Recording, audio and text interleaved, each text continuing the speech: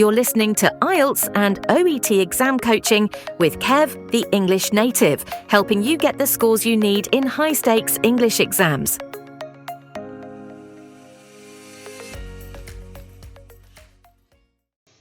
Hello, it's Kevin here. Welcome to a new episode of my OET IELTS English native podcast, etc. Now, you may have seen my recent episode, the new introduction to season 2, where I explained how I'm moving away from general English, because that's what everybody does, to specifically examination stuff. IELTS, OET, TOEFL, PTE, and of course artificial intelligence, which is going to play an increasingly large part in education, especially in second language teaching in the foreseeable future. So what we're going to talk about today, I had an interesting experiment last week. So one of my former students contacted me.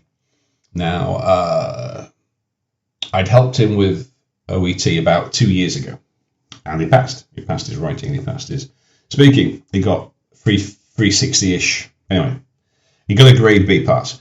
But he contacted me again. He said, Kev, I need to get 400 now. Now, OET goes from 0 to 500. 350 is a pass, 400, that's a little bit higher. But for some circumstances, 400 is required if you want a scholarship, a fellowship, or various other reasons.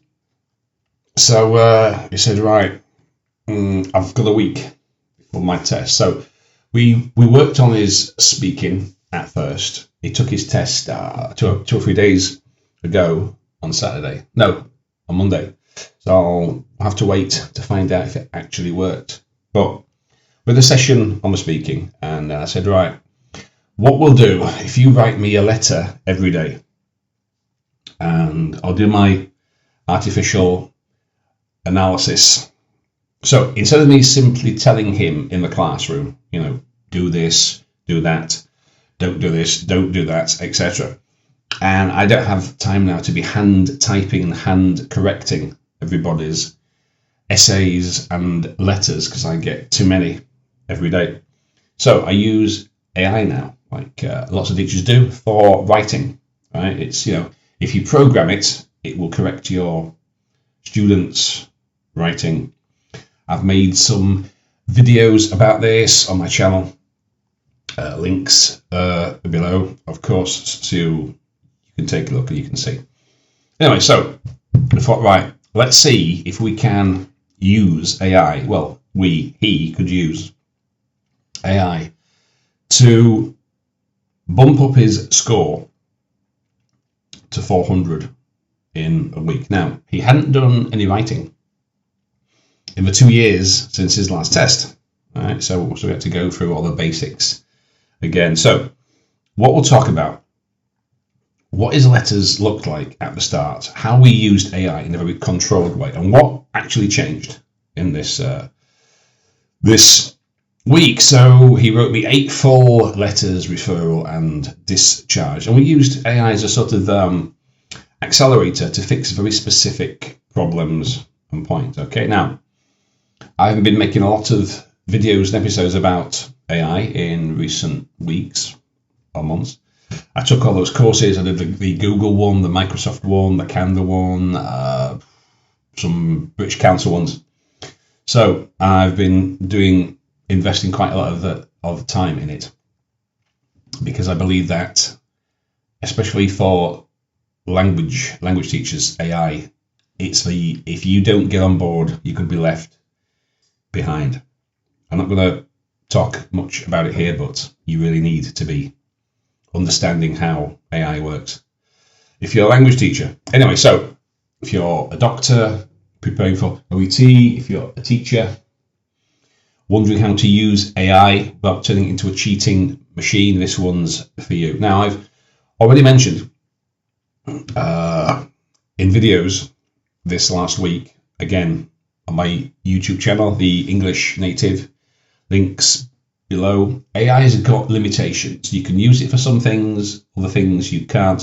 And you always need a human element, as in me, or another teacher, to check out what AI actually says in terms of scoring, etc. Anyway, I won't speak about that. I've made several videos about it. So let's talk about the guy in question. I won't name him. He's currently in the UK. He's been there for a few years now. Like I say, he'd taken it before, but not for 2 years. So 3 big issues. Overloaded purpose lines, right? He was putting everything into the first sentence. Age, diagnosis, the date. Storytelling instead of summarizing, especially with psychosocial details. He'd be telling me about his life story instead of a tight clinical summary. And some obvious language errors, mixing tenses, missing the subjects, some of the collocations, etc. So on the OET criteria, that put him around a grade B pass. He should have been higher, but like I say, he hadn't done any writing for the previous 2 years, so all that he'd learnt, he forgot. So, content B, genre style B, C, organisation B, language, roundabout C plus or B, because he hadn't done any writing for a couple of years. So we said, right, if I show him how he can use it, if he can use AI to check his writing, and I'll check that and give him my own comments, if that will assist him, because he didn't have time to come into classes. So this was asynchronous, right? So this is like an asynchronous approach, as sometimes my students, doctors, nurses, etc., depending on their time zones, they can't always make it into class for me to teach them. So the asynchronous approach, use AI. He sends me that, I'll send it back, maybe make a video with some comments on it, and we will see if that actually works. So we decided on a simple structure. He would write 1 letter a day. I put those into my usual 3-column analysis. So in column 1, we have his original letter. In column 2, a polished Band-Aid style corrected version. Column 3, explanation as to why the changes linked to the OET criteria. So we were using AI as a tool inside of this. So it's not a magic answer, but it spotted patterns, right? So I used AI. As I said, I don't have time to go through everybody's letters now, essays for all these different exams, word by word, line by line, like I used to do, right? I just don't have the time. So we use AI to highlight repeated issues, right? So overly long sentences, missing subjects, slightly informal phrases. We did controlled rewrites, line by line upgrade. For example, you know, he might say, I'm writing this letter to you in order to get your opinion about into something a bit cleaner. I am referring Mr. X, aged 52, for your assessment and further management of blah, blah, blah. Genre training. So this is a problem several of my students have. Their language is not as clinical as it could be. So what AI can do, it can take, and I've made a couple of videos talking about this particular issue. It can take your original and generate better clinical language and collocation, a more neutral psychosocial phrasing. So bad relationship with her husband became something like ongoing marital stress, which may be contributing to her non-adherence. So instead of saying she has been experiencing stress due to a bad relationship with her husband, which means she's not been taking her medication, right? Becomes something like ongoing marital stress, which may be contributing to her non-adherence, right? So better clinical language, which is what OET is looking for. So we went through those he sent me 8. He did 7, and then he sent me a second one on the final day. I says, well, okay. So the important thing is, he was writing first, and AI was used asynchronously to reflect the patterns, offer some phrasing, and build repeatable sentences that he could rely on under pressure. So, what changed? Did it actually work? Well, let's take a look. So, the purpose lines became much tighter, right? Early in the week, his purposes were either really long, he was putting everything in. Sometimes they were pretty vague, didn't include any information. But by the final day, he was writing things like, I'm referring Mr. Taylor, a 38-year-old man, further assessment and management of persistent left knee pain due to a blah, blah, blah, right? So he got the object of the purpose, right? Then his paragraphing became almost automatic. Paragraph 1, the purpose, who, why, what is it you actually want? If it's urgent, paragraph 2, today's visit. Paragraph 3, background and history. Fine. Or paragraph, what you want the reader to do. Now, that wasn't happening. Before AI entered the picture, before I showed him, his own letter next to a polished version 8 times in a row, one a day, then he could see the difference between day 1, day 2, 3, 4, 5, 6, and 7. So the genre and tone became more clinical and neutral. Book him in became arrange an urgent appointment. Worried about her sugar became concerned about her blood glucose control. Bad relationship became marital difficulties. So, again, AI is very good at offering these polished clinical phrases once it knows the context. And we're using this with one of my students. She's a Japanese medical student, not quite a doctor yet, but she keeps doing the same. It's this clinical language that we're trying to get her to, to learn. And also, using AI increased awareness of high-risk errors, so it helped him to see where he loses marks and what to check. Now, it wasn't magic. What it couldn't fix, some things it couldn't fix in a week, right? So, grammar.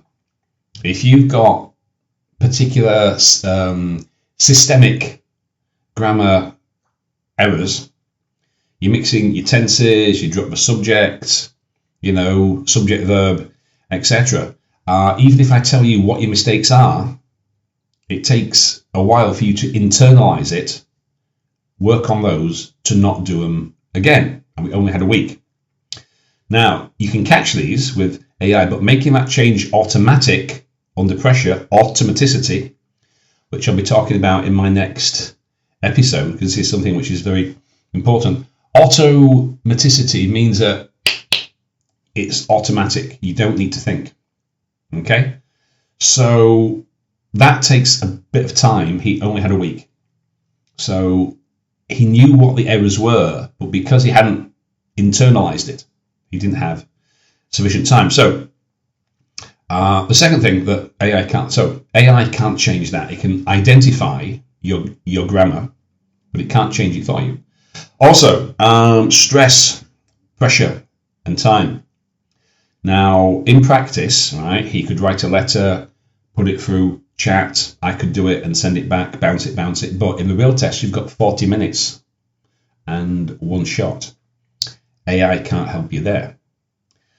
The ceiling effect. If your natural level is, say, a B, AI can help you avoid mistakes, make it tidy. But is it realistic to jump a complete band in a week? Well, again, we'll have to see when he gets his results back. I hope it worked. What it did do, it nudged his ceiling. He's got a real chance of 400 now that he's seen what he's got to do. it raised his game, and it provided clear exemplars of how he should be writing. Again, if he managed to convert that into real-time exam sufficiency, we'll have to wait and see. I hope that he did. So, what can we take away from this? Well, if you're a candidate for OET or for IELTS any test, write first. Use AI second. Don't let it write it for you. You need it or can use it to compare, polish, and spot patterns in your writing. You know, it's like, it kind of acts like a concordance. In the old days, before AI, we would use computers to analyze large amounts of text, and it would spot concordances or patterns, and this would produce a corpus, a corpora. With AI now, because it's an LLM, and it reads everything that's ever been written and is available on the internet, the language model available is so much larger than the previous corpora. It's considerably larger, probably immeasurably so.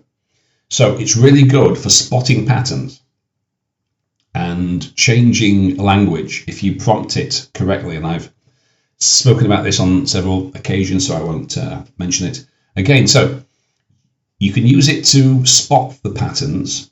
You can use it to build a library of frames. What's a good purpose line? What's a request? What's a closing? If you put in all the letters that you've done, it can scan them and create a personal error checklist, so you know what it is you keep doing wrong. So if you're a teacher, you don't just do a correction. You can show them side by side. You can use AI to generate alternative language and phrasing. And I do this in the speaking section also with my OET role plays. And you can turn these corrections into frameworks and micro drills. Not just one off. Now, I don't know. Now, I don't think he's in any danger of not getting a good solid grade B pass. Is it good enough for him to get 400?